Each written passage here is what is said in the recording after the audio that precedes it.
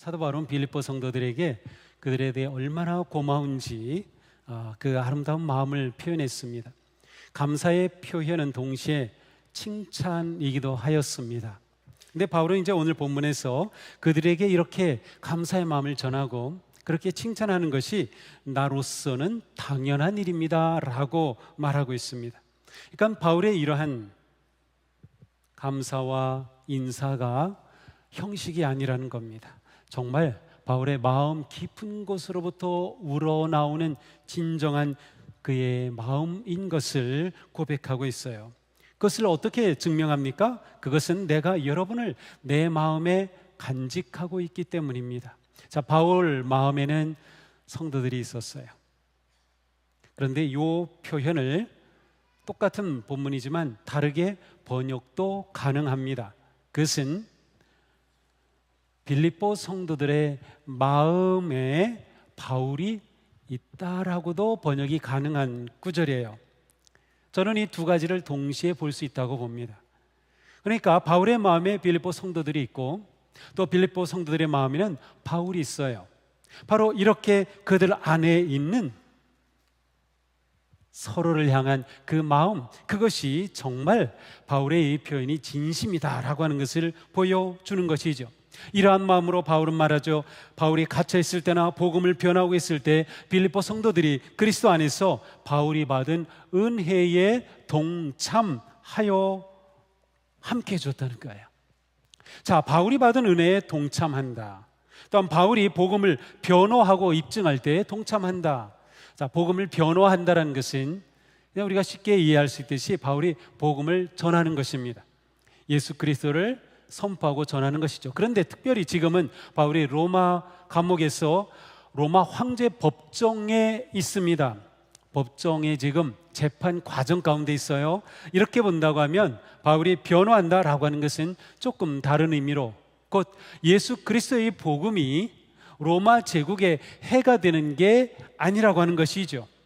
정말로 이것은 참된 진리이며 그들에게 진정한 구원의 소식이 될 수 있다라고 하는 것을 변증하고 있다라고 하는 것을 의미하는 것이에요. 그런데 바울은 바로 이러한 바울의 복음의 변호에 빌립보의 성도들이 동참하고 있다고 하는 것이에요.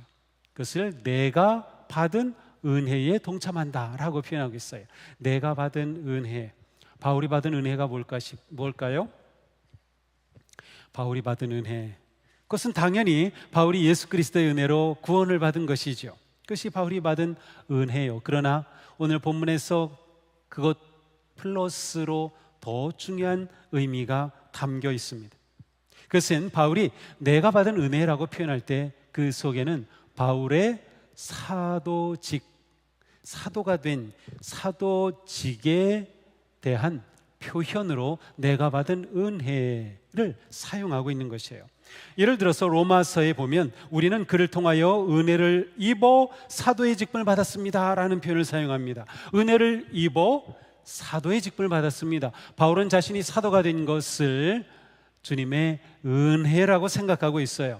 갈라디아서에서는 이렇게 말합니다. 기둥으로 인정받는 야고보, 게바, 요한은 하나님이 나에게 주신 은혜를 인정하고 나와 바나바에게 오른손을 내밀어 친교에 악수를 하였습니다. 자, 이것은 무슨 말이에요?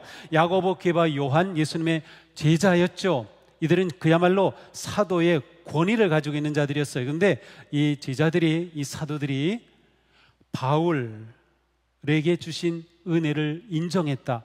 나의 은혜를 인정하고 그것은 바울이 예수 그리스도를 만나 구원받았음 뿐만 아니라 바울에게 주신 사도의 직분을 인정했다는 거예요. 그렇게 해서 바울로 하여금 이방인을 위한 사도로 선교사에게 힘쓸 수 있게 되었다는 거죠. 그러니까 바울은 자신의 사도됨에 대해서 이것이 나에게 주신 은혜라고 하는 그 생각이 분명하였습니다. 사도로 부름받은 것이 은혜다. 은혜는 무슨 뜻이죠? 하나님께서 예수 그리스도를 통하여 우리에게 베풀어 주신 구원의 그 사건을 우리는 은혜라고 말합니다. 왜 은혜입니까? 그것은 아무런 대가 없이 베풀어 주신 사랑의 선물이기 때문입니다. 우리 안에 예수님에 대한 믿음을 일으켜 주시고 그 믿음으로 말미암아 구원의 그 사랑을 우리가 얻게 하신 것이죠. 그러므로 우리가 받은 이 구원은 우리의 어떤 선한 행위나 어떤 업적이나 공로나 능력으로 얻은 것이 아니라 거저 주신 선물입니다. 그래서 우리는 은혜라고 말하는 것이에요. 우리는 이 은혜로 인하여 믿음으로 말미암아 구원을 얻었습니다.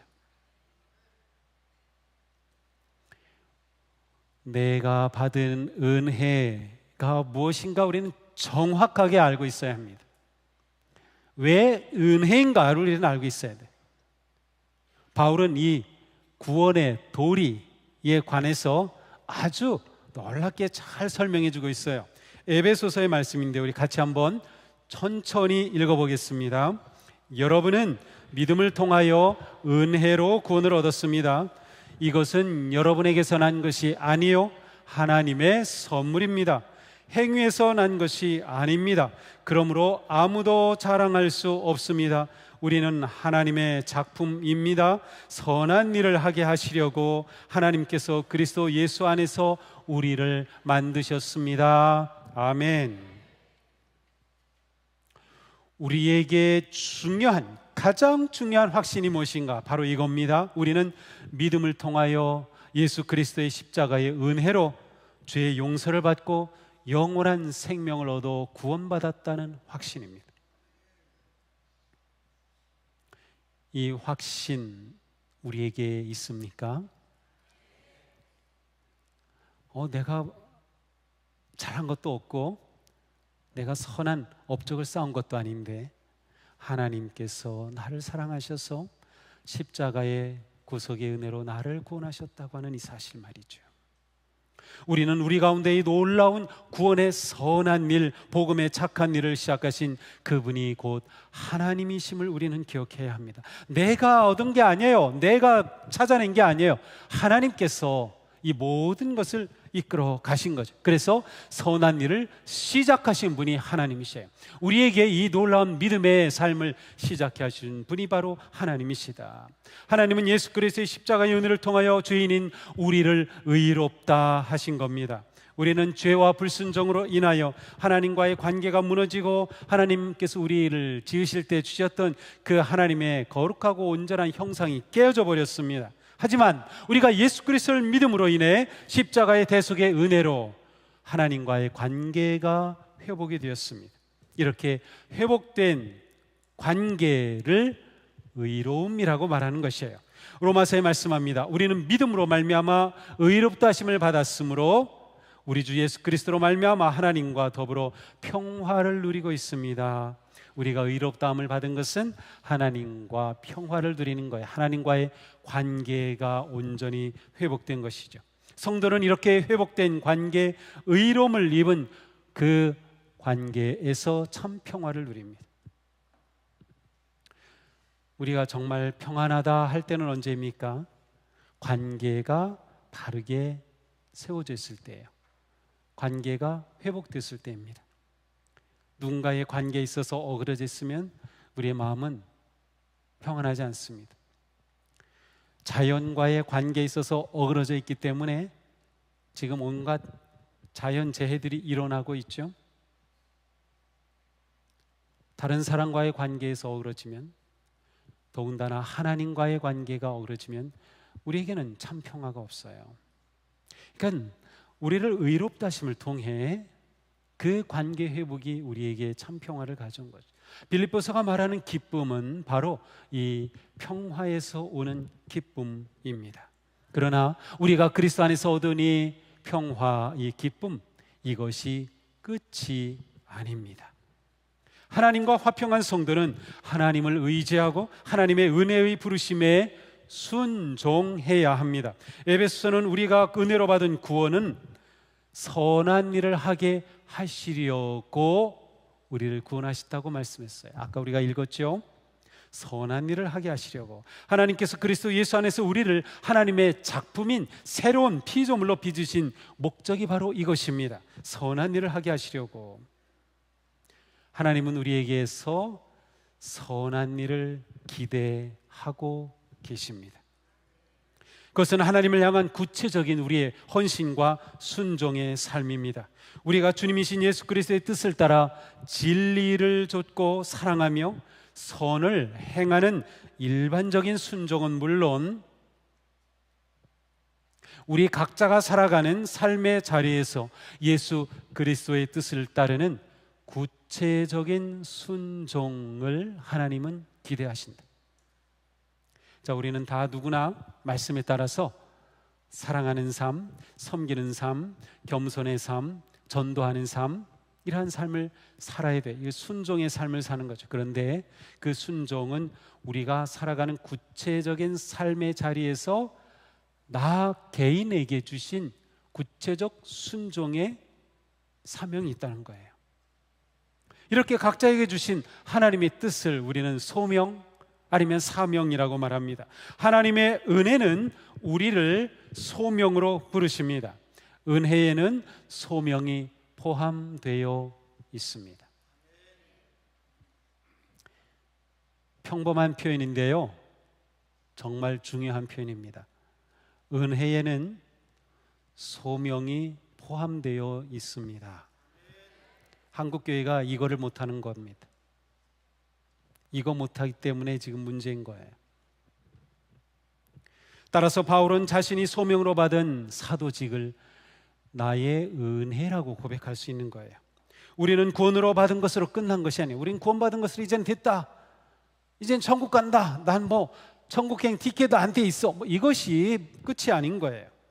신앙생활은 구원받은 은혜 안에서 하나님이 부르시고 세우신 소명의 삶을 살아가는 겁니다. 구원받은 성도는 그리스도를 닮아 성장하고 변화하며 성숙해 가야 합니다. 이렇게 하여 구원을 완성해 가는 것이죠.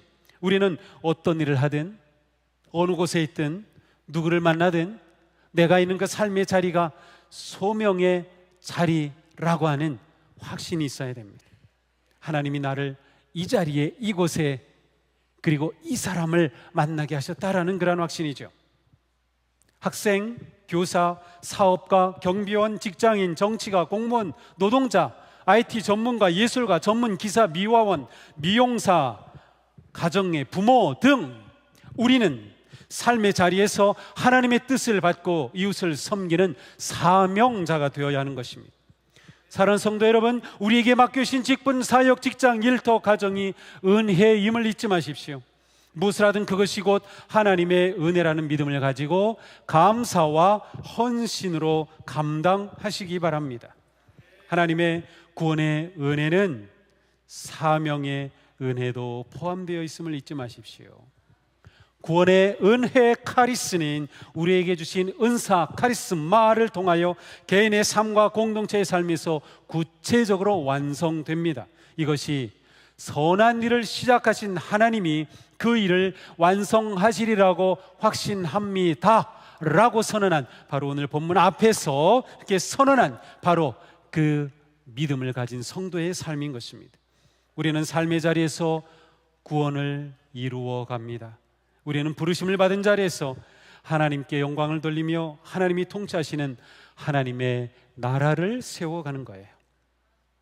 이제 바울은 빌립보 성도들을 간절히 사모하는 그의 마음을 그대로 고백합니다. 내가 그리스도 예수의 심정으로 여러분 모두를 얼마나 그리워하고 있는지는 하나님께서 증언하여 주십니다. 자, 여기에서 중요한 두 단어는 예수 그리스도의 심정, 그리고 하나님께서 증언하신다는 이 두 표현입니다. 바울은 빌립보 성도들을 향한 자신의 그 간절한 마음, 그리워하고 사랑하는 그 마음을 하나님이 증언해 주신다, 하나님이 보증해 주신다고 말할 만큼 바울의 마음은 진심이었습니다. 예수 그리스도의 심정이라는 표현에서 이 심정이라는 단어는 그대로 번역하면 내장이라는 뜻이에요. 이게 왜 내장인가 하면 그 당시 사람들은 사람의 감정, 생각, 마음이 이 내장, 배로부터 나온다고 믿고 있었습니다. 그래서 내장이라는 단어를 써요. 하지만 번역할 때는 심장, 심정, 긍휼, 사랑 이와 같은 단어로 번역하기도 합니다. 그렇다면 바울이 자신의 마음을 예수 그리스도의 심장이라고 표현한 의미는 무엇일까요? 아마도 그것은 빌립보 교회를 세운 목사로서 바로 목자 없는 양을 긍휼히 여기시는 주님의 마음을 가지고 그들을 향하고 있다는 것을 표현하는 것이에요. 뿐만 아니라 갈라디아서에서는 이렇게 고백하죠. 나는 그리스도와 함께 십자가에 못 박혔습니다. 이제 사는 것은 내가 아닙니다. 그리스도께서 내 안에서 살고 계십니다.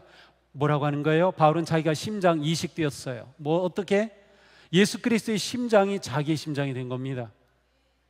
이제 자기는 죽고 자기 안에 그리스도께서 살고 계시다는 겁니다. 그러므로 바울이 빌립보 성도들 향해 내가 여러분을 사랑하고 그리워합니다 라고 말할 때 그것은 내 심장이 아니라 예수 그리스도의 심장으로 라고 표현을 할 수 있는 거죠. 그렇습니다. 저는 이 바울과 빌립보 성도들의 이 관계, 이 표현 너무나도 아름다워요. 너무나도 아름다워요. 이것이 진정한 교회의 성도들의 관계가 아닌가?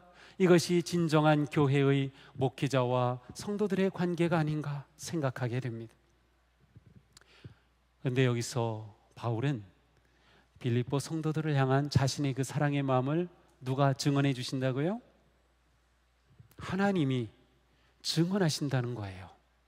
증언이란 단어는 무슨 뜻이에요? 법정에서 사용하는 법정 용어입니다. 증인이 된다는 뜻이에요. 증인이 된다. 자, 이 말을 가만히 생각해 보면, 자, 바울의 그 마음을 증언해 주신다는 것은 하나님이 바울 자신의 모든 것을 다 알고 계시다는 거예요. 바울은 자기 안에 그리스도의 심장이 있기 때문에 주님이 자기 안에 계셔요.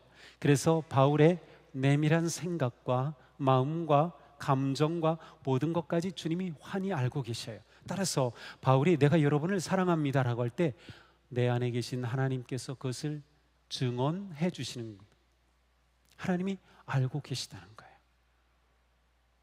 또한 바울은 내 안에 계신 하나님뿐만 아니라 여러분 안에도 같은 하나님이 계시기 때문에 같은 하나님이 내 안에, 여러분 안에 계시다면 내 안에 계신 하나님, 같은 하나님은 나의 이 사랑의 마음이 진심이라는 것을 보증하고 인정해 주신다라고 하는 의미가 담겨 있어요.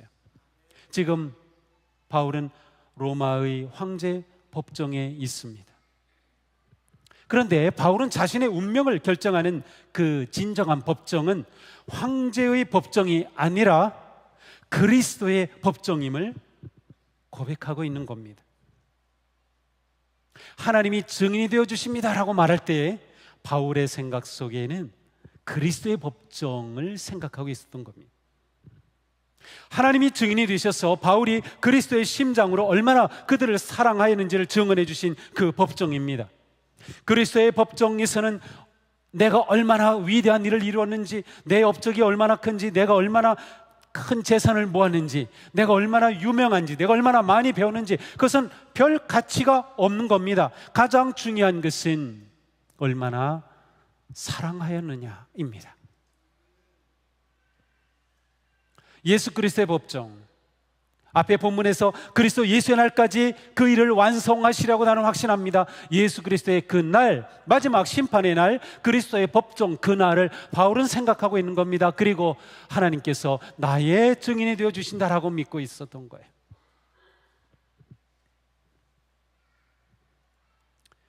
그리스도 앞에서 누릴 최후의 승리에 대한 확신이었습니다. 바울은 최후의 우주적 승리를 포함하는 영광스러운 구원의 완성을 바라보고 있었던 것이죠. 사랑하는 성도 여러분, 예수님을 구세주로 영접하고 진정으로 주님으로 믿고 계십니까? 그렇다면 우리 안에 부활하신 그리스도께서 살아 계십니다. 누구든지 예수님을 믿고 영접하면 예수님은 그와 함께 하시며 그 사람 안에 거룩하신 영으로 거하십니다. 우리가 서로 예수님이 내 안에 거하심을 믿는다면, 그리고 그 주님을 우리가 함께 따른다면 우리는 하나님의 진정한 가족이 될 수 있는 겁니다. 그렇게 바울과 빌립보의 성도들은 아름다운 사랑의 관계를 맺었던 것이죠. 또한 우리는 최후의 승리를 바라보며 하나님이 증인이 되어 주실 것을 확신하면서 복음의 은혜에 동참해야 하는 것이에요. 바울은 성도들이 복음의 은혜에 참여하는 것이 얼마나 중요한지 잘 알고 있었어요. 그래서 바울은 빌립보서뿐만 아니라 그가 쓴 많은 편지, 그래서 함께 한다고 하는 그 개념을 아주 의미 있게 사용을 합니다. 우리는 모두 하나님의 나라를 향해, 하나님의 나라를 이 땅에 이루며 하나님의 나라를 살아갈 함께하는 동역자들입니다. 우리는 함께하는 전우이며, 우리는 함께 갇힌 자이며, 우리는 함께 멍에를 메었으며, 우리는 함께 애쓰고 있으며, 우리는 함께 승리하여 하나님의 상속을 받을 자들입니다. 이처럼 교회는 복음에 참여하는 공동의 사명 공동체입니다. 그러니까 우리에게 이 믿음과 경험이 너무도 중요합니다. 나와 함께 한다는 것. 우리 권사님이 나와 함께, 우리 목사님이 나와 함께 하셔. 내가 함께 그리스도의 몸 안에 공동의 사명을 가지고 있다는 것 말이죠. 이제 바울은 편지의 감사 부분을 마무리하면서 기도합니다. 어떤 기도를 하죠? 함께 읽겠습니다. 내가 기도하는 것은 여러분의 사랑이 지식과 모든 통찰력으로 더욱더 풍성하게 되어서 여러분이 가장 좋은 것이 무엇인가를 분별할 줄 알게 되는 것입니다. 아멘. 자, 이것이 바울의 기도였어요. 바울의 기도의 핵심은 사랑이 풍성하여져서 분별할 줄 알게 되는 것이었습니다. 자, 고린도후서 8장에 가서 보면 바울은 마케도니아에 있는 교회들을 말하면서 그들은 큰 환난의 시련을 겪으면서도 기쁨이 넘치고 극심한 가난에 쪼들리면서도 넉넉한 마음으로 남에게 베풀었습니다 라고 말하고 있습니다. 마케도니아에 있는 교회의 첫 번째가 빌립보 교회입니다. 그러니 빌립보 교회 성도들은 큰 박해와 환난 가운데 있었으며 그들은 경제적으로 심히 쪼들렸습니다. 그럼에도 불구하고 그들은 남에게 베풀기를 잘하였어요. 특별히 빌립보의 교회는 바울 사도를 재정적으로 후원까지 해줬어요. 그렇다면 바울이 그들을 위해 어떠한 기도를 해야 했을까요? 하나님, 우리 빌립보의 성도들이 환난에서 벗어나게 하시고 저들이 경제적으로 쪼들리니 하나님 저들이 부욕해 해 주시옵소서라고 기도해야 옳지 않을까요? 그런데 바울은 그러한 기도를 구하지 않았습니다. 오히려 그들의 사랑이 더 풍성하게 되기를 구하였어요. 그들에게 사랑이 가장 중요했기 때문입니다. 앞에서 우리는 그리스도의 법정에서 마지막 심판의 잣대가 사랑이라고 하는 것을 보았죠. 그렇습니다. 바울은 바로 그 사랑을 위해 빌립보 성도들을 위한 기도를 하고 있는 것입니다. 바울은 그들에게 있는 그 사랑이 더욱 풍성해지기를 기도하고 있는 겁니다. 진정한 승리자가 되기 위해서 말이죠. 어떻게 사랑이 풍성해집니까? 바울의 기도를 보니까 지식과 모든 통찰력으로, 지식과 모든 통찰력. 자, 지식은 무엇이죠? 지식은 새로운 정보를 얻고 배워서 깨닫는 것입니다. 예수 그리스도의 복음에 대해서 알고 깨닫게 되는 것, 하나님의 사랑과 뜻을 깨닫게 되는 것, 성도의 삶이 어떠해야 되는지 그 가르침과 교훈을 받는 것, 이 모든 것들은 지식입니다. 그런데 이 지식만 많아지면 사람은 교만해집니다. 그런데 지식은 필요한 겁니다. 우리가 신앙이 깊어지고 건강한 공동체가 되기 위해서는 지식이 꼭 필요해요. 그래서 호세아 선지자는 뭐라고 합니까? 내 백성이 지식이 없으므로 망하는도다. 하나님을 아는 지식이 없어서 망한다는 겁니다. 베드로 사도는 뭐라고 합니까? 우리의 주님이시며 구주이신 그리스도 예수에 대한 지식과 그의 은혜 안에서 잘하십시오. 참된 지식은 성도를 의로운 길로 인도하며 성장하게 하며 겸손한 사랑의 삶으로 이끌어갑니다. 바로 이 지식을 구하는 겁니다. 지식과 다음 뭐예요? 통찰력. 통찰력은 흔히 지혜 혹은 명철로도 번역이 가능한 거예요. 통찰력이란 삶에서 드러나는 실제적 삶의 지혜를 말합니다. 통찰력은 성도로서 세상을 살아갈 때 인간관계에서, 일터에서, 교회에서, 가정에서 복음의 지식을 소통하고 진실한 사랑과 이해와 섬김의 유익한 삶을 살아가는 지혜가 통찰력입니다. 하나님과 이웃과 교회와 자신의 관계에서 지식이 인격적 삶으로 드러나는 것이 통찰력이에요. 지식이 인격적 삶으로 드러나는 것이 지혜다. 그러니 지식만 가지고는 안 되죠. 통찰력이 함께 있어야 되는 거예요. 지식이 교만이 되지 않으려면 통찰력이 필요합니다. 바울은 성도들이 지식과 통찰력을 얻어서 무엇하기를 원하였어요? 좋은 것이 무엇인지 분별하기를 원하였습니다. 지식과 지혜와 분별, 바울은 너무나도 중요하게 여겼어요. 이 로마서에 이런 말씀이 있죠. 여러분은 이 시대의 풍조를 본받지 말고 마음을 새롭게 함으로 변화를 받아서 하나님의 선하시고 기뻐하시고 온전하신 뜻이 무엇인지 분별하도록 하십시오. 자, 분별이라고 하는 것은 우리가 성도로 살아가는 삶의 현장, 그 자리에서 가장 중요한 것입니다. 분별을 못하면 우리의 인생이 승리할 수 없어요. 분별을 못하면 우리의 인생이 깊어지고 성장할 수 없어요. 그런데 이 분별을 위해서 무엇이 필요했어요?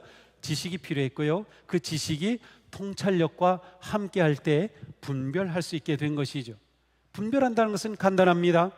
진실과 거짓을 구별할 줄 아는 거예요. 중요한 것과 그렇지 않은 것을 구별할 줄 아는 겁니다. 거룩한 것과 더러운 것을 구별할 줄 아는 겁니다.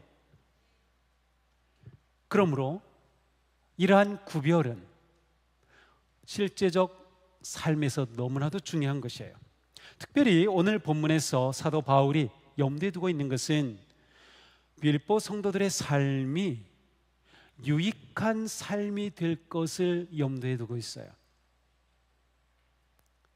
분별이라고 말할 때 그것은 무엇이 유익한가를 분별할 수 있는 힘을 말합니다. 유익하다고 하는 것은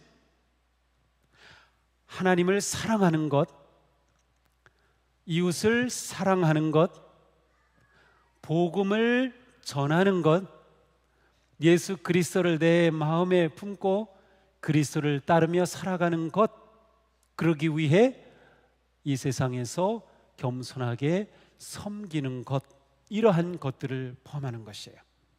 이렇게 하여서 구원을 완성해 간다고 하는 것입니다. 그러므로 분별력이 주는 최고의 의미는 무엇입니까?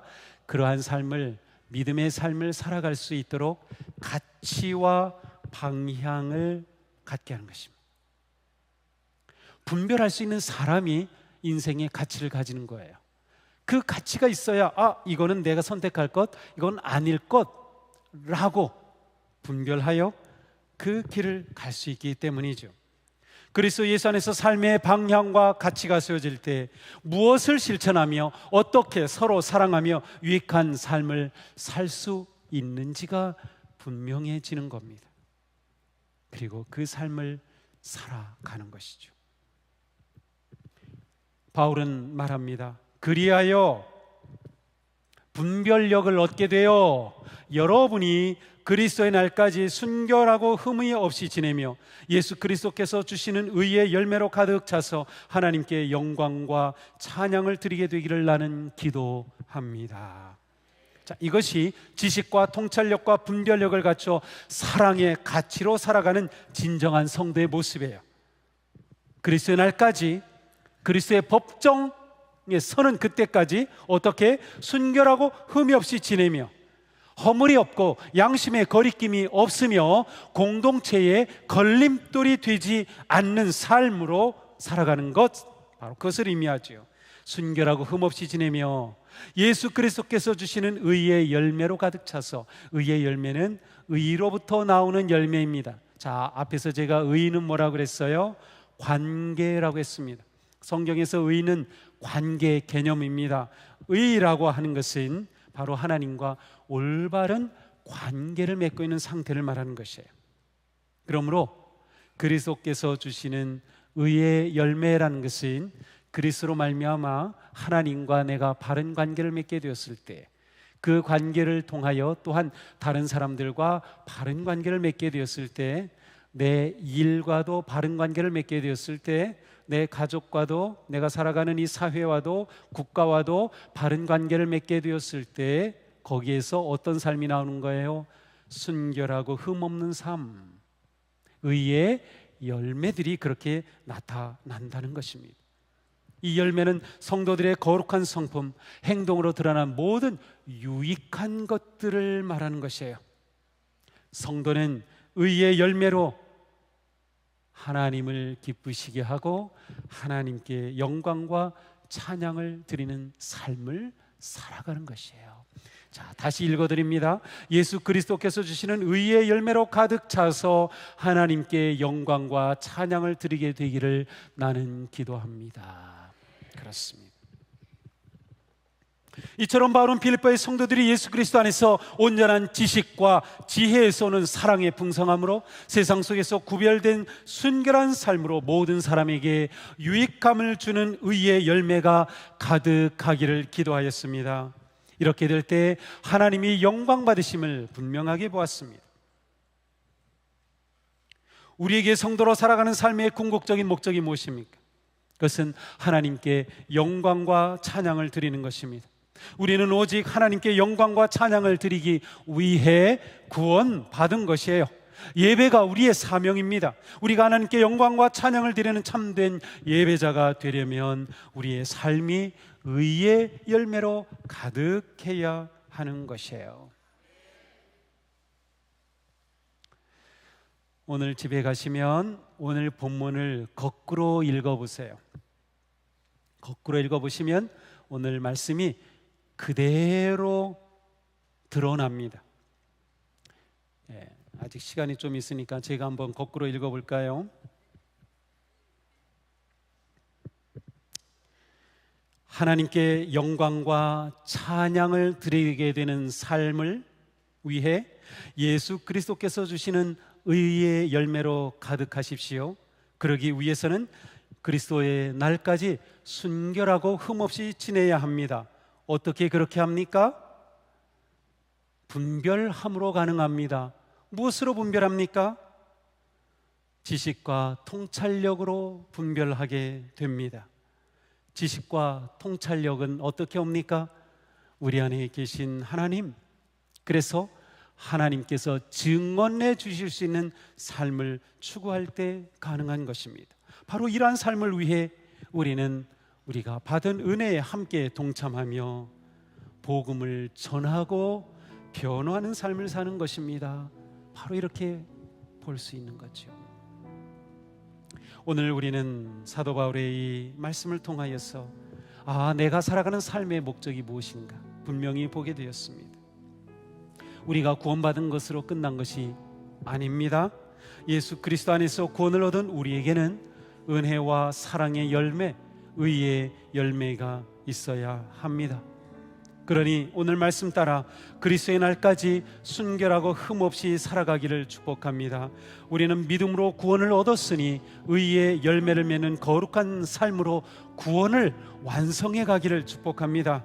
우리의 삶이 의의 열매를 맺기 위해 회개를 멈추지 마십시오. 성령께서 우리를 새롭게 하시고 흠이 없게 하실 것입니다. 선하신 일을 이루시는 그리스도의 능력이 우리 안에 나타나도록 기도를 멈추지 마시기 바랍니다. 승리의 그날을 바라보며 하나님께 영광과 찬양을 높이 올려드리는 유익하고 복된 예배자가 되기를 주님의 이름으로 축복합니다. 기도합시다.